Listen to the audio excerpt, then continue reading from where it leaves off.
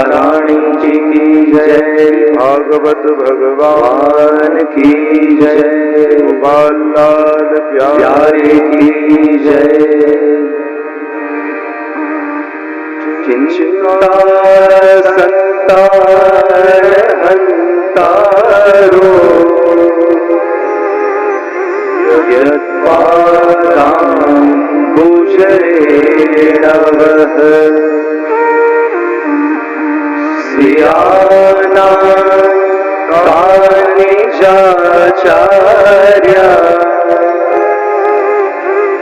प्रणमामि मुहुर्मुहुः। यदनुग्रहतो जन्तु सर्वदुःखादिगो भवेत्, तमहं सर्वदा वन्दे श्रीमद्वल्लभनन्दनम्। अज्ञानतिमिरान्धस्य ज्ञानाञ्जनशलाकया चक्षुरुन्मीलितं येन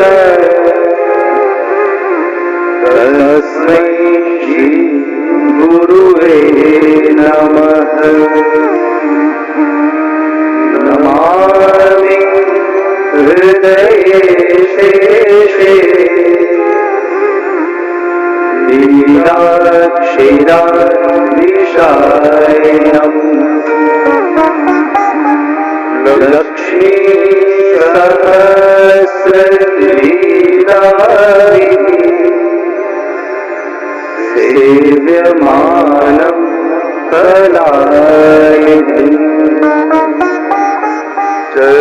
चतुर्भिश्च चतुर्भिश्च चतुर्भिश्च त्रिभिस्तथा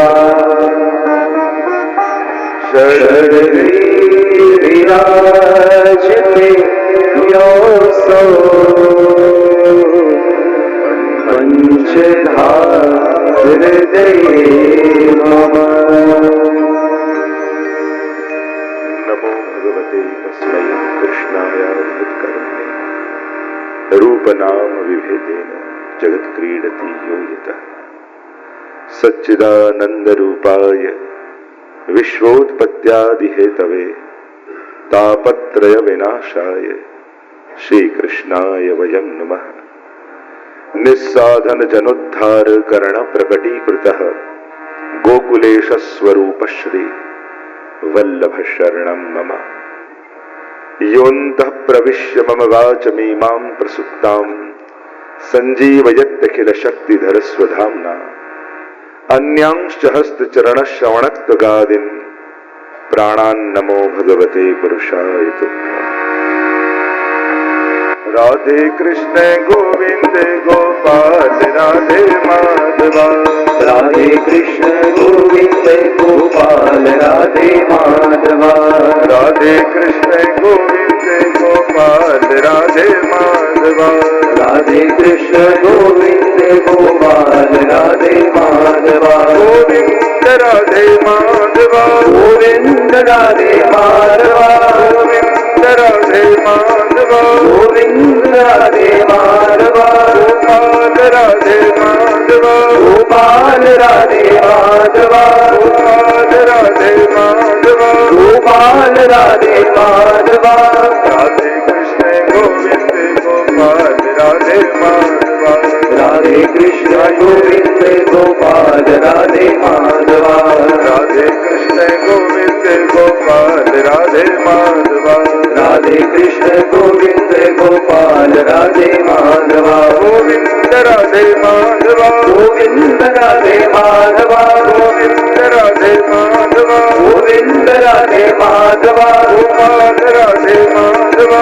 ગોપાલ રાધે માધવા ગોપાલ રાધે માધવા ગોપાલ રાધે માધવા રાધે કૃષ્ણ જય હો ગોપાલ રાધે માધવા રાધે કૃષ્ણ ગોવિંદ ગોપાલ રાધે માધવા રાધે કૃષ્ણ ગોવિંદ ગોપાલ રાધે માધવા રાધે કૃષ્ણ ગોવિંદ ગોપાલ રાધે માધવા ગોવિંદ રાધે માધવા ગોવિંદ રાધે માધવા ગોવિંદ રાધે માધવા ગોવિંદ રાધે માધવા ગોપાલ રાધે માધવા ગોપાલ રાધે માધવા ગોપાલ રાધે માધવા ગોપાલ રાધે માધવા રાધે કૃષ્ણ ગોવિંદ જય હો રાધે માધવા રાધે કૃષ્ણ ગોવિંદ ગોપાલ રાધે માધવા રાધે કૃષ્ણ ગોવિંદ ગોપાલ રાધે માધવા રાધે કૃષ્ણ ગોવિંદ ગોપાલ રાધે માધવા રાધે કૃષ્ણ ગોવિંદ ગોપાલ રાધે માધવા રાધે કૃષ્ણ ગોવિંદ ગોપાલ રાધે માધવા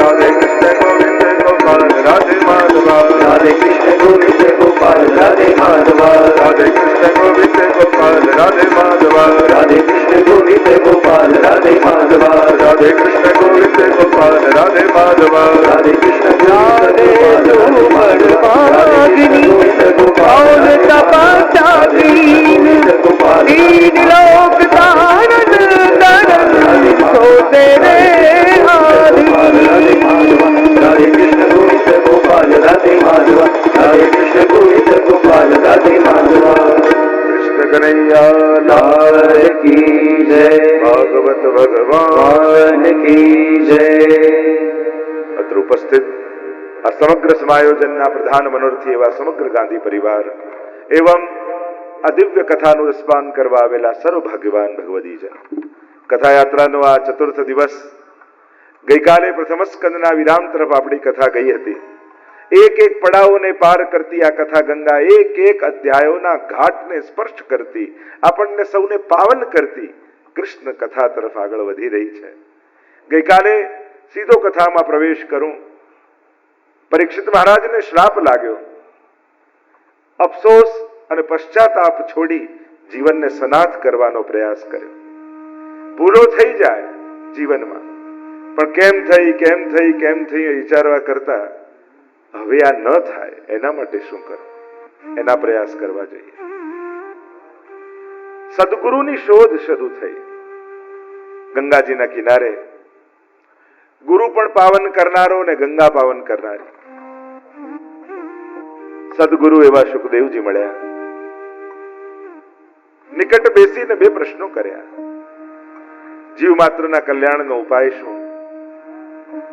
જેનું મૃત્યુ નિકટ હોય એને શું કરવું જોઈએ?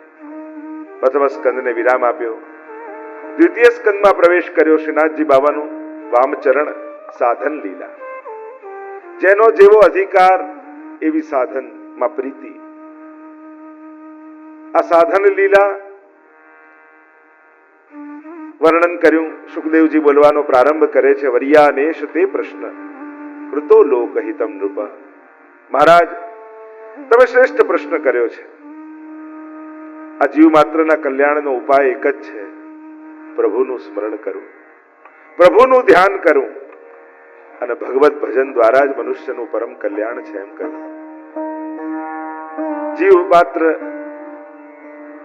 આસુરી ભાવને ધારણ કરી અને સંસારમાં ભટકતો રહે છે, પણ એની સર્વ ઇન્દ્રિયો કેવલ ભગવાન તરફ લાગે ત્યારે જ એનું કલ્યાણ સંભવ છે. આગળ અનેક પ્રકારના પ્રશ્નો કર્યા છે. સૃષ્ટિ સર્જનનો ઇતિહાસ પૂછ્યો છે. સૃષ્ટિનું સર્જન કઈ રીતે થયું? અનેક પ્રકારની સૃષ્ટિ સર્જનની કથાનો ઉલ્લેખ આવ્યો. ભગવાનના નાભીમાંથી કમળમાંથી બ્રહ્માજી ચારે બાજુ શોધવા લાગ્યા કે હું આવ્યો ક્યાંથી. ચારે બાજુ શોધતા જળ દેખાયું. કમળની નાળમાં પ્રવેશ કર્યો, અંત ન પામ્યા. તપ કરવા માટે બિરાજમાન થયા. પરમાત્માએ 4 શ્લોકમાં ભાગવતની કથા સંભળાવી, જેને ચતુશ્લોકી ભાગવત કહીએ છીએ. બ્રહ્માજી જ્યારે શોધી રહ્યા છે કે મારું અસ્તિત્વ ક્યાંથી આવ્યું, હું પોતે ક્યાંથી આવ્યો, અને એ ચર્ચાનું વર્ણન 4 શ્લોકમાં ભાગવત સંભળાવીને કર્યું. શ્રીમદ ભાગવતનો આ દ્વિતીય સ્કંદ એ સાધન લીલા છે. જેનો જેવો અધિકાર એવી સાધનમાં એની રુચિ થાય. સેવા તો બધા જ કરતા હોઈએ, પણ ઘણા વૈષ્ણવ કે અમને તો માળાજીની સેવામાં જ આનંદ આવે, ઘણા એમ કે અમને તો ભંડારની સેવામાં જ આનંદ આવે, કોઈ કે અમને તો મનોરથની સજાવટ ગમે, કોઈ કે અમને તો શૃંગાર જ ગમે. જેવો જેનો અધિકાર એવી સેવામાં અભિરુચિ. સેવા સેવા જ છે, ક્યારે કોઈ સેવા નાની મોટી હોતી જ નથી. અને પુષ્ટિ માર્ગમાં તો અનેક પ્રકારની સેવાઓ છે. ભગવત સેવા ઘરે બિરાજીએ તો કરીએ જ છે, પણ એટલો જ મહત્તા ગુરુ સેવાનો પણ છે. અને જો ગુરુ સેવાનો ન હોત તો દમલાજી પુષ્ટિ માર્ગમાં ન હોત. જો હવેલી સેવાની મહત્તા ન હોત તો કૃષ્ણદાસ અધિકારીનું નામ 84 વૈષ્ણવમાં ન હોત. જો બાલાજીની સેવાની અભિરુચિ અને મહત્તા ન હોત તો શ્યામદાસ આદિની વાર્તાના પ્રસંગો ન હોત. વૈષ્ણવની સેવાની જો મહત્તા ના હોત, એને પ્રસાદ લેવડાવવાની, તો ઈશ્વરદાસ, ઉત્તમ શ્લોકદાસ, અહીંયા અનેક પ્રકારની વિવિધ પ્રકારની સેવાઓની મહત્તા છે. સેવાની મહત્તા માનજો. કેટલી કરી એનો વિચાર ન કરતા, આગળ કરી, ભીતર કરી, પાછળ કરી, પેલો વધારે કરી ગયો, મને મોકો ન મળ્યો. લોકો અલૌકિક કરતા કરતા પણ એમાં લૌકિક શોધી લે છે. અરે લાઈન કરાવવાની પણ સેવા મળી હોય ને, ભાવ એ રાખવાનો, મને ઠાકોરજી મળશે ને તો આ લાઈનમાં જ મળશે. એવી નિષ્ઠાથી જ્યારે સેવા કરીએ છીએ, કારણ કે વૈષ્ણવ હોય એ મોટી સેવા શોધતો નથી, એ સેવાને મોટી માનીને કરે છે. જે સેવા મળી એને સર્વોપરી માનીને નિષ્ઠાપૂર્વક સેવા કરે. પેલા તો છેક ઠાકોરજીની પાસે પહોંચી ગયા ને ત્યાંની સેવા, અમને તો બહારની સેવા મળી. આ લૌકિકતા સેવાનો દોષ છે. તો જેની જેવો અધિકાર એવી સાધનમાં રુચિ. અહીંયા 4 શ્લોકમાં ભગવાને ચતુશ્લોકી ભાગવતનો ઉપદેશ બ્રહ્માજીને આપ્યો. વેદાંતના 4 વિષયો છે: બ્રહ્મ, જીવ, જગત અને માયા. આની ઉપર જ સમગ્ર વેદાંતો છે. બ્રહ્મનું સ્વરૂપ શું છે, આ જીવનું સ્વરૂપ શું છે, માયા શું છે, જગત શું છે, અનેક પ્રકારની ચર્ચાઓ આપણા વેદાંતમાં આવી છે. અને આ 4 શ્લોક એનો જ આ વિસ્તાર 18,000 શ્લોક છે ભાગવતમાં. સ્વયં ભગવાન બોલ્યા, અહમેવ સમેવાગ્રે નાન્યદ યત સદ સત્પરમ પશ્ચાદહમ યદેતચ્ચ યો વશિષ્યેત સોસ્મ્યહમ. અહમેવ સમેવાગ્રે. ભગવાન પોતાનું સ્વરૂપ સમજાવી રહ્યા છે. અહમ ઈવ અગ્રે. જ્યારે કંઈ જ નહોતું ત્યારે હું હતો. બધું જ છે તો હું જ છું. કંઈ નહીં રહે ત્યારે કેવલ હું રહીશ. આ જ બ્રહ્મ છે. ઓમ પૂર્ણમદઃ પૂર્ણમિદં પૂર્ણાત પૂર્ણમુદચ્યતે પૂર્ણસ્ય પૂર્ણમાદાય પૂર્ણમેવાવશિષ્યતે. ઈશોપનિષદનું મંગલાચરણ. મહાપ્રભુજીનો જે શુદ્ધાદ્વૈત બ્રહ્મવાદનો મત છે, અહીંયા જગતને મિથ્યા નથી માન્યું મહાપ્રભુજી, જગતને પણ સત્ય કહ્યું છે. બ્રહ્મ સત્ય જગત સત્યમ. કારણ કે જો બ્રહ્મ સત્ય હોય તો બ્રહ્મ રૂપી સત્ય એવા પરમાત્માથી અસત્ય પ્રગટ જ કેમ થઈ શકે? સત્યમાંથી સત્ય જ પ્રગટ થાય. અહીંયા સ્વરૂપ સમજાવ્યું છે. ભગવાન જ આત્મકૃતે પરિણામ, પોતે જ આ સૃષ્ટિ રૂપે સર્જિત થયા છે, આવિર્ભૂત થયા છે અને પોતે જ પોતાનામાં લય કરી લે છે. એટલે અહીંયા કોઈ વસ્તુનું સર્જન અને નાશ નથી. જગતને મિથ્યા માનવાનો મોટો લોજિક એ છે કે જે નાશવંત હોય એને સત્ય કેમ માની શકાય. અને મહાપ્રભુજી સમજાવે છે, અહીંયા સર્જન નથી તો નાશ પણ નથી. અહીંયા બ્રહ્મ જ આવિર્ભૂત થાય છે, પોતે જ રૂપ ધારણ કરે છે અને પોતે જ પોતાનામાં લય કરી લે છે. ઓમ પૂર્ણમદઃ પૂર્ણમિદં. પૂર્ણ બ્રહ્મમાંથી પૂર્ણ સૃષ્ટિ જગતનું જ્યારે સર્જન થાય ત્યારે બ્રહ્મમાં કંઈ ઘટી જતું નથી. અને પૂર્ણ જગત જ્યારે પૂર્ણ બ્રહ્મમાં ભળી જાય ત્યારે એમાં કંઈ વધી જતું નથી. 2 પ્રકારના પરિણામવાદ કયા: વિકૃત પરિણામવાદ અને અવિકૃત પરિણામવાદ. રબરને આમ લાંબુ ખેંચો તો લાંબુ લાગે, મોટું લાગે, છોડી દો તો જેવું હોય એવું થઈ જાય. આને કહેવાય અવિકૃત પરિણામવાદ, જેમાં વિકૃતિ નથી.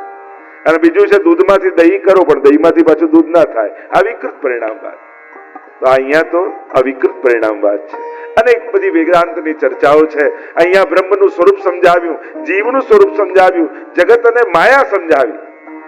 જે છે એને છુપાવે છે, નથી એને બતાવે છે, એ જ માયા છે. અનેક પ્રકારની સુંદર ચર્ચાઓ છે. બ્રહ્માજીને સૃષ્ટિ સર્જનની આજ્ઞા કરી છે. બ્રહ્માજી વિનંતી કરે છે કે પ્રભુ, કોઈ નાનકડું એક ઘર બનાવે તો એને અહંકાર આવી જતો હોય, તો મારે તો આખી સૃષ્ટિનું સર્જન કરવાનું છે. આપ મને એવા આશીર્વાદ આપો, આપની લીલામાં ક્યારે મોહ ન થાય, મને અહંકાર ના આવે. ભગવાને વરદાન આપ્યું છે. અનેક પ્રકારની સૃષ્ટિના સર્જનની કથા અહીંયા વર્ણિત કરવામાં આવી. આગળ સુખદેવજીએ ભાગવતના 10વિધ લક્ષણોનું વર્ણન કર્યું. ત્રીજા સ્કંદથી લઈને 12મા સ્કંદ સુધી ભાગવતની મુખ્ય ભગવાનની 10વિધ લીલાઓનું વર્ણન આવ્યું. અત્ર સર્ગો વિસર્ગશ્ચ સ્થાનમ પોષણમૂતય મનવંતરેશાનુ કથા નિરોધો મુક્તિરાશ્રય. સર્ગ લીલાથી તૃતીય સ્કંદમાં શરૂ થશે અને 12મા સ્કંદમાં આશ્રય લીલામાં વિરામ પામશે.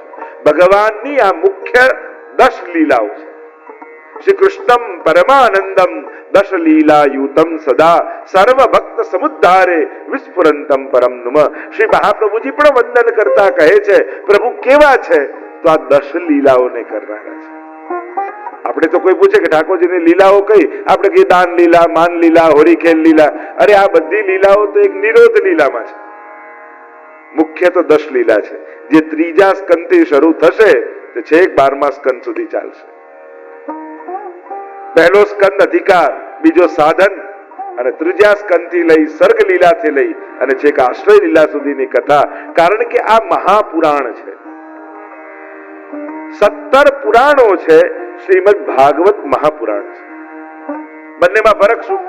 તો કે જેમાં 5 લક્ષણ હોય, 5 લીલાઓ હોય એને પુરાણ કહેવાય, અને જેમાં 10 લીલા હોય એને મહાપુરાણ કહેવાય. સર્ગશ્ચ પ્રતિસર્ગશ્ચ વંશો મનવંતરાણી ચ વંશાનુચરિતમ ચેતી પુરાણમ 5 લક્ષણમ. 5 લક્ષણ પુરાણમાં હોય, પણ આ મહાપુરાણ છે એટલે 10 લક્ષણ છે. અત્ર સર્ગો વિસર્ગશ્ચ સ્થાનમ પોષણમૂતય મનવંતરેશાનુ કથા નિરોધો મુક્તિરાશ્રય. અને એ 10વિધ લીલાઓનું દર્શન હવે આપણે આગળની લીલાઓમાં કરીશું. દ્વિતીય સ્કંદને વિરામ આપીએ. બોલો ભાગવત ભગવાન કી જય, ગોવર્ધનનાથ કી જય. દ્વિતીય સ્કંદ સર્ગ લીલા. સર્જનમ સર્ગ. આ જે કાંઈ પણ સર્જન દેખાય છે એ પ્રભુ દ્વારા સર્જિત છે. આ બધાનો રચયિતા પરમાત્મા છે. તો તમને એમ લાગે કે જો ભગવાને રચ્યું તો પછી આવો ભેદભાવ કેમ દેખાય છે? તો કે અહીંયા વિરોધ નથી, વૈવિધ્ય છે. જે અવ્યવસ્થાઓ દુનિયામાં દેખાય છે એ માણસ સર્જિત છે. ભગવાન બધાને બધું જ આ પૃથ્વી પર એટલું ઉગાડે જ છે કે બધાને ભોજન મળે. માણસ પહોંચવા દેતો નથી. જ્યારે જ્યારે માણસ વ્યવસ્થાઓ પોતાના હાથમાં લે છે ત્યારે કંઈક ને કંઈક અવ્યવસ્થાઓ ઊભી કરે છે. આજે માણસે બધું જ પોતાના હાથમાં લીધું છે. અરે કૃત્રિમ વસ્તુઓ તો ઠીક, હવે કુદરતને પણ પોતાના કંટ્રોલમાં કરવાની કોશિશ કરે છે એટલે કુદરત બગડવા લાગી છે. યોગ્ય સમયે વરસાદ નથી થતો, શિયાળો મોડો આવે, ઉનાળો વધારો પડે, અને માણસ પાછો સ્વીકારે છે ગ્લોબલ વોર્મિંગને કારણે થઈ રહ્યું છે. તો એ કોણ કરી રહ્યું છે? શેને કારણે થઈ રહ્યું છે? ક્યાંક કુદરતને ડિસ્ટર્બ કરવામાં પણ માણસનો જ હાથ છે. તો જ્યારે માણસ વિક્ષેપ કરે છે પરમાત્માના, જો ને માણસ આ કોરોનામાં 1 વર્ષ ઘરે રહ્યો તો બધું ચોખ્ખું થઈ ગયું.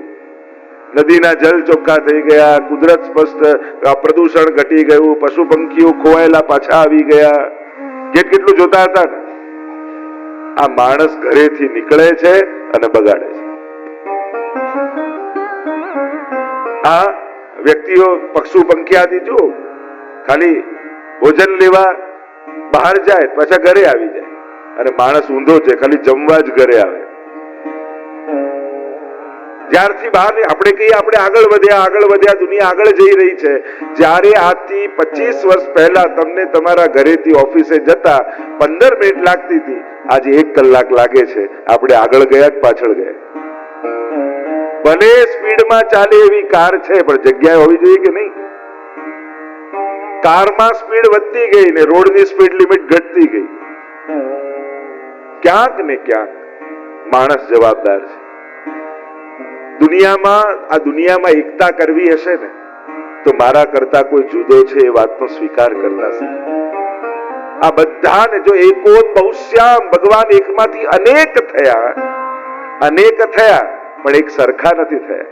કારણ કે એક સરખા જ બધાને બનાવવા હોત તો આટલા બધા રૂપ ધરવાની જરૂર જ નથી. અનેકતા એટલા માટે પ્રગટાવી છે કે વૈવિધ્ય પ્રગટાવું છે, અને એટલે જ તો અનેક રૂપ છે. દુનિયામાં જુઓ ને, કોઈને ગળ્યું ભાવે, કોઈને તીખું ભાવે, કોઈને લાલ રંગ ગમે, કોઈને પીળો રંગ ગમે. વિચાર કરો, દુનિયામાં બધાને સફેદ જ રંગ ગમતો હોત તો દુનિયા કેવી હોત? આ જુદી જુદી પસંદગી છે એટલે તો સુંદરતા છે. દુનિયાનું સૌંદર્ય એના વૈવિધ્યમાં છે.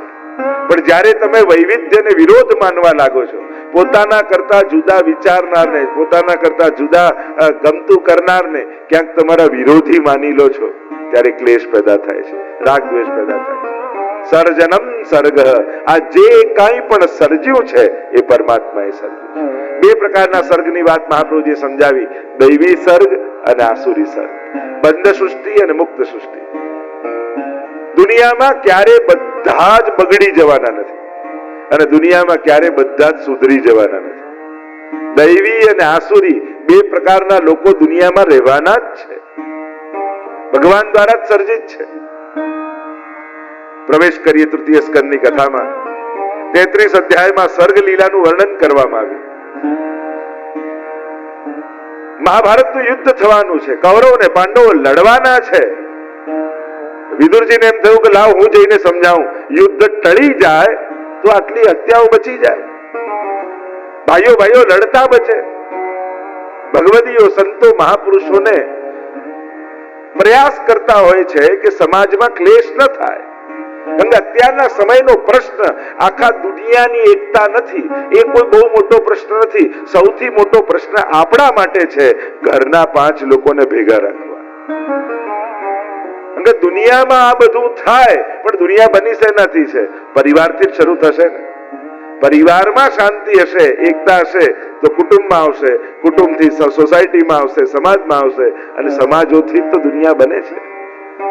અને એટલે જ શરૂઆત વિશ્વ શાંતિની આત્મ શાંતિથી કરવી પડે. એટલે અત્યારે ચેલેન્જ એ 5 લોકોને ભેગા રાખવાની છે. કારણ કે આ દુનિયાની તકલીફ એ છે, જેટલા મોટા મોટા મહાત્મા, મહાપુરુષો, નેતાઓ થયા, આખી દુનિયાને જેણે મોટા મોટા સંગઠનો ઉભા કર્યા, કણ કણમાં ઈશ્વર છે એવી વિચારધારા કહેનારા મહાત્માઓ થયા, એ લોકો પણ ઘરના 5ને ભેગા રાખી શક્યા નથી. જેણે બધે કણકણમાં ઈશ્વર જોવાની વાત કરી, એને ઘરના 4માં તો નથી જ દેખાય. સૌથી મોટો પ્રશ્ન સ્વજનોને સાથે રાખવાનો આજે છે. જો તમારા સ્વજનો ભેગા છે તો આજના સમયમાં તમારા કરતા મોટો સુખી બીજો કોઈ નથી. અત્યારે સૌથી મોટી ચેલેન્જ એ જ છે, અને એનાથી જ બધા જૂજી રહ્યા છે. વિદુરજીને એમ થયું, શું કરું કે ભાઈઓ ન લડે, અને થયું કે લાવ દુર્યોધનને સમજાવું. દુર્યોધનને સમજાવવા ગયા. દુર્યોધને અપમાન કરી દીધું, અને વિદુરજી પોતાનું બાણ મૂકી અને ચાલ્યા. અને ત્યાં આચાર્યો એમ કહે છે કે આ વિદુરજી ઘર છોડીને નથી ગયા, બચેલું કૌરવોનું પુણ્ય વિદુરજી રૂપે ઘર છોડીને જતું રહ્યું. ઘણીવાર કોઈ એક વ્યક્તિ ઘરમાં હોય ને, એને કારણે બધું સુખ, શાંતિ, વૈભવ હોય, અને એ વ્યક્તિ જયારે ઘર છોડીને જાય છે ને, ત્યારે જાણે